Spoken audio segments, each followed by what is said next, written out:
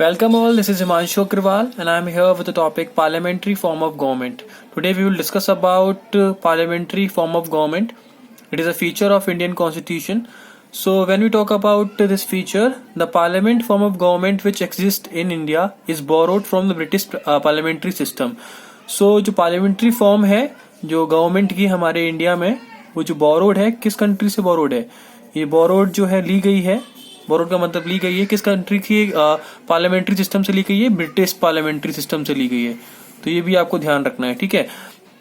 तो the parliament form of government is borrowed from the British parliamentary system, okay, in Indian constitution. Second point is, B point is, Indian parliament system runs around the concept of cooperation and coordination. There are two words, cooperation, as you can see, and second word is coordination. So the Indian parliamentary structure or system runs with the concept of cooperation and coordination, ठीक, between legislative and executive organs. जो legislative organs हैं और executive organs हैं, उन दोनों में cooperation होना और coordination होना बहुत जरूरी है. इसलिए ये दोनों structure integrated way में काम करते हैं. तीसरा जो पॉइंट है वो मेन पॉइंट है, इसमें हम डिस्कस करेंगे कि जो इंडियन मॉडल ऑफ गवर्नमेंट है, that is also called Westminster model of government. Okay, this sentence is also given to a parliamentary government.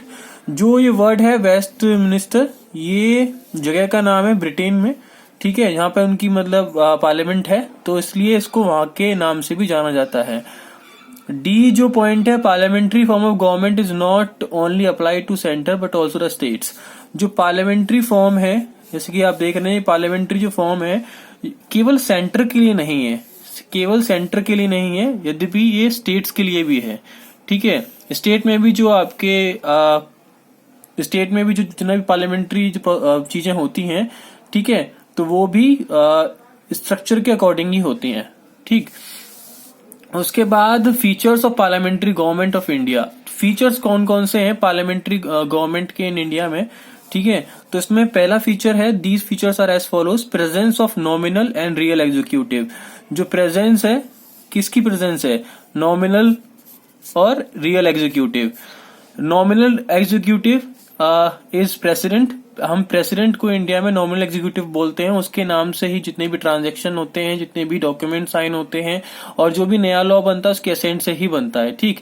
But जो रियल एग्जीक्यूटिव है इंडिया में, रियल एग्जीक्यूटिव किसको बोलते हैं? प्राइम मिनिस्टर को. जो पावर्स वगैरह है रियलिटी में, जो ग्राउंड पे जो वर्किंग होती है वो by the help of prime minister होती है, ठीक है.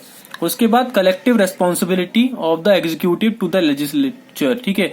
अब हम बात करते हैं यहाँ पे कलेक्टिव रेस्पॉन्सिबिलिटी की.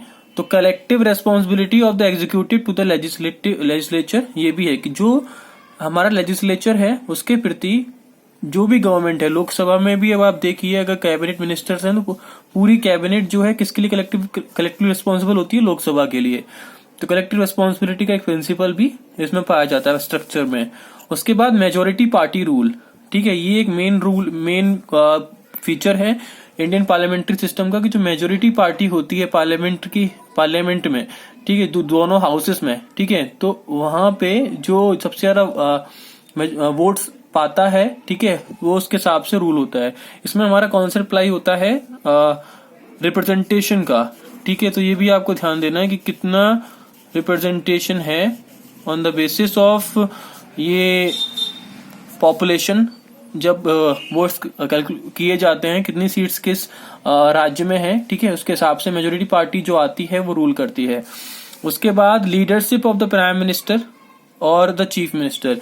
इंडियन पार्लियामेंट्री स्ट्रक्चर में आपको लीडरशिप भी देखने को मिलेगी. किसकी लीडरशिप के अंदर काम होता है? एक तो सेंटर है तो प्राइम मिनिस्टर की लीडरशिप के अंदर, और अगर स्टेट्स हैं तो चीफ मिनिस्टर की लीडरशिप के अंदर, ठीक. उसके बाद dissolution of the lower house. इसमें ये प्रोविजन है कि हर 5 साल में, उससे पहले भी, ठीक है, अगर जो लोकसभा होता है उसका पीरियड 5 साल का होता है, तो Lok Sabha is subject to dissolution, ठीक है. लोकसभा जो है, लोअर हाउस जो है हमारा, that is subject of dissolution. या तो 5 साल के बाद जब पीरियड पूरा हो जाएगा तब वो डिसॉल्व हो जाएगी.